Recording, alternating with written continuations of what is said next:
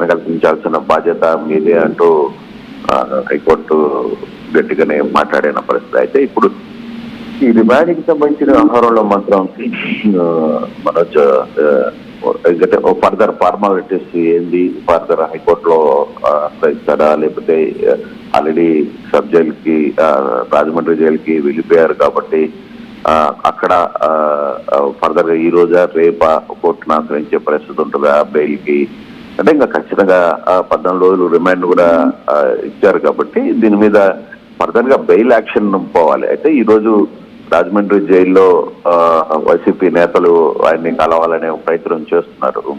కొంత ఈరోజు రాజమండ్రి పరిసర ప్రాంతాల్లో ఉన్న కాపు నేతలందరూ కూడా అతను కలవడానికి ములాఖత్ కూడా రిక్వెస్ట్ చేశారు. బట్ ఈరోజు ములాఖత్ ఇస్తే వాళ్ళ ఫ్యామిలీ మెంబరా లేకపోతే వీళ్ళు ముందు వెళ్తారా ఏంటి అనేది చూడాల్సిన పరిస్థితి అయితే కనపడుతుంది. కృష్ణమోహన్ అంటే జనరల్ గా ఆయన మాజీ మంత్రిగా ఉన్నారు కాబట్టి న్యాయమూర్తి ముందు కూడా కొంత మాజీ మంత్రిగా ఉన్నారు, అనారోగ్య బారిన పడిపోతున్నాను, సో కొంత మెడిసిన్స్ కూడా వాడుతున్నాను, నేను వయసు రీత్యా నాకు కొంత ఫెసిలిటీస్ కల్పించాలంటే కూడా న్యాయమూర్తి అంటే తెలుస్తోంది. వాటికి పర్మిషన్ దొరికిందా? నిన్న ఇన్ఫర్మేషన్ వరకు అయితే తనకు అటువంటి అడ్వాంటేజెస్ ఏం కల్పించలేదు, ఒక సామాన్య ఖైదీలాగా ఉండాల్సిందన్నట్టుగా చెప్పుకొచ్చారు. సో అడ్వాంటేజెస్ ఏమైనా కల్పిస్తారా అంటే టిఫిన్స్ కానీ ఫ్రమ్ హోమ్? అదే దానికంతా కూడా మళ్ళీ పిటిషన్ వేసుకోవాలి కోర్టులోనో లేకపోతే హైకోర్టులోనో పిటిషన్ వేసుకుని తనకున్న మెడిసిన్ కి సంబంధించి లేదు తనకున్న ఆరోగ్యపరమైన అంశాల గురించి లేదు తనకు అవసరమైన ఫుడ్ గురించి ఏం కావాలో అనేది ఇమీడియట్ గా దానికి సంబంధించిన ఒక లీగల్ టీమ్ పనిచేస్తుంటది. అది ఈ రోజు ఉదయం 10 గంటలకి ఏమేమి అప్లై చేస్తున్నారు హైకోర్టులో ఏదైనా తనకి కావాల్సిన మెడిసిన్ అందించమని లేకపోతే ఇతర అంశాలని అందించమని చెప్పే పరిస్థితి అయితే ఉంటుంది. మామూలుగా మెడిసిన్స్ అవి తీసుకుని వెళ్లే అవకాశం ఉంటది కొంత.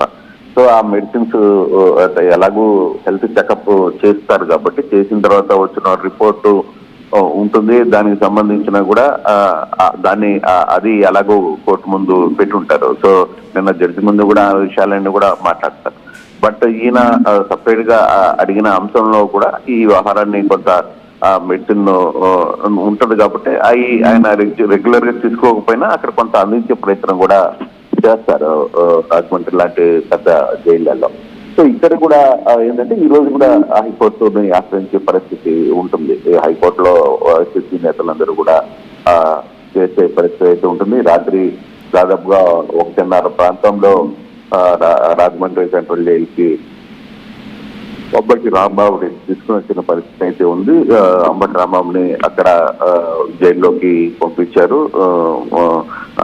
రాజమండ్రి సెంట్రల్ జైలుకి పంపించిన పరిస్థితిలో ఫర్దర్ గా ఇప్పుడు వాళ్ళ కుటుంబ సభ్యులు యాక్షన్ ఏంటి? ఇప్పుడు నిర్ణయం కూడా ఆల్రెడీ విజయలక్ష్మి కోర్టులో చేరింది కాబట్టి విజయలక్ష్మి కోర్టు కొంత సీరియస్ గానే రెస్పాండ్ అయింది. అతను మీద దాడి జరగడం తర్వాత పోలీసులు ఉన్నారా అక్కడ అసలు ఏం జరుగుతుందంటే రక్షణ కల్పించాల్సిన బాధ్యత కూడా పోలీసులదే అని చెప్పిన పరిస్థితి. సో ఇటువంటి నేపథ్యం కూడా ఉంది కాబట్టి ఈ కేసుని ఇప్పుడు రిమాండ్ కు గుంటూరు జడ్జి ఇచ్చారు కాబట్టి దీన్ని ఏ విధంగా చూస్తారు అనేది చూడాలి. అయితే ఇప్పుడు రిమాండ్ రిపోర్ట్ లో కూడా చాలా క్లియర్ గా ఒక వర్షన్ ఉంది మనోజ్. పోలీసులు ఇప్పటికీ ఇతని మీద 16 కేసులు పెట్టారు. 16 కేసులు పెట్టిన తర్వాత అంటే ఇతని వల్ల చాలా గతంలో పోలీసులు ఎదుర్కొన్న అంటే పోలీసుల మధ్య వాగ్వివాదం కావచ్చు లేకపోతే ఏదో ఒక కాంట్రవర్సీ మాట్లాడడం కావచ్చు లేకపోతే వాళ్ళు చెప్పింది కూడా ఒకటే, ఇతను బయట ఉంటే కులాల మధ్య కొంత ఘర్షణ జరిగే పరిస్థితి ఉంది, కులాల మధ్య కొంత గొడవలు జరిగే పరిస్థితి ఉంది, శాంతి భద్రతలు కొంత తలెత్తే పరిస్థితి ఉంది. ఈయనకు కూడా కొంత ఇబ్బంది ఉంది, అప్పటికి కూడా కొంత ఇబ్బంది ఉంటుంది. కాబట్టి మీరు ముందు రిమాండ్ లో ఉంచితే కొంత ఈ సమస్యలు పరిష్కారం అయ్యే అవకాశం ఉంటుందని చెప్పిన నేపథ్యంలోనే రిమాండ్ రిపోర్ట్ లో కూడా అదే రాశారు. దాదాపుగా 16 కేసులు ఈయన మీద పెట్టిన తర్వాత రెచ్చగొట్టే అవకాశాలు ఎక్కువ ఉన్నాయి. అందులో ముఖ్యమంత్రి చంద్రబాబును కూడా పెట్టారు. దానివల్ల శాంతి భద్రతలు నిన్న జరిగిన గొడవకి ఏమో శాంతి భద్రతల్ని చూశారు ఎంత పరిస్థితో. అది బయట ఉంటే కొంత సమస్య ఉంది కాబట్టి జైల్లో ఉంటే కొంత తగ్గిన తర్వాత ఆహారాన్ని చూడొచ్చు అనేది క్లియర్ గా రిమాండ్ రిపోర్ట్లో రాశారు. ఆ వాదనని కూడా కోర్టులో జడ్జి యాక్సెప్ట్ చేశారు.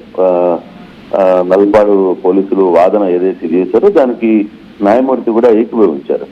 అయితే అంబటి రాంబాబుకి రిమాండ్ గా ఇవ్వకపోతే ఆయన ప్రాణికే హాని అనేది పోలీసులు చాలా గట్టిగా మాట్లాడారు. అంబటి రాంబాబు వల్ల లా అండ్ ఆర్డర్ సమస్య వస్తుందని చెప్పారు. తర్వాత రెండు పార్టీల మధ్య వైషమ్యాలు రెచ్చగొట్టేలా వ్యాఖ్యలు చేస్తున్నారని చెప్పారు. రిమాండ్ రిపోర్ట్ లో అంబటి రాంబాబు పదే విమర్శలు వివాదాలు సృష్టిస్తున్నారు అని చెప్పారు. గొడవలకు కారణమవుతున్నారు అని చెప్పారు. చంద్రబాబును అసభ్య పద్యాలంతో దూషించారని చెప్పి. అయితే మరి ఆసక్తికర విషయం ఏంటంటే పోలీసుల విచారణలో కూడా అంబటి పశ్చాత్తాపం పడ్డారు. సీఎం చంద్రబాబు నేను తిట్టుండాల్సింది కాదు అని చెప్పి ఆయన ఒప్పుకున్నారు. ఈ వ్యవహారాన్ని జడ్జి ముందు కూడా ఆయన ప్రస్తావించారు. అయితే కోర్టు ఇప్పుడున్న పరిస్థితుల్లో కండిషన్స్ లో గొడవలు జరుగుతున్నాయి. రెండు పార్టీల మధ్య పెద్ద ఎత్తున ఇష్యూ జరిగే అవకాశం ఉంది. రెండు కులాల మధ్య ఇష్యూ జరిగే అవకాశం ఉంది అని ఏకీభవించిన న్యాయమూర్తి రిమాండ్ ని విధించారు. ఇప్పుడు ఈ రోజు హైకోర్టు దాన్ని ఏ విధంగా తీసుకుంటుంది అనేది చూడాల్సిన పరిస్థితి అయితే ఉంది. Right, thank you Krishnamohan. So మొత్తంగా అంబటి రాంబాబు రిమాండ్కి సంబంధించిన విషయం పైన పూర్తి వివరాలు ఆర్టీవీ అందించే ప్రయత్నం చేస్తోంది.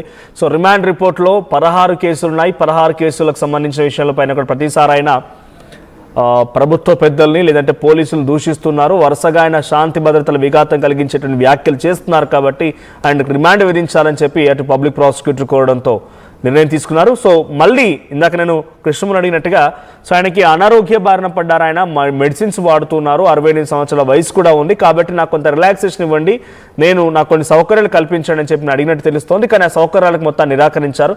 మళ్ళీ పిటిషన్ వేస్తారా, హైకోర్టుకు వెళ్తారా, ఏం జరుగుతుందో చూడాలి. మా ప్రతినిధి లైవ్ లో ఉన్నారు. రాజమండ్రి సెంట్రల్ జైలుకి సంబంధించి అంబటి రాంబాబుని తరలించిన తర్వాత రైట్ ప్రకాష్, సిచ్యువేషన్ ఏంటి? రాజమండ్రి సెంట్రల్ జైలులో అంబటి రాంబాబుని తరలించారు. ఇప్పుడు వైసీపీ శ్రేణులు ఏం జరగబోతోంది? ఈరోజు వైసీపీ యాక్షన్ ప్లాన్ ఏముండే అవకాశం ఉంది? అంబటి రాంబాబు రిమాండ్ పైన వైసీపీ ఎలా రియాక్ట్ అవ్వచ్చు? మనోజ్, మనకు ప్రధానంగా తెలిసింది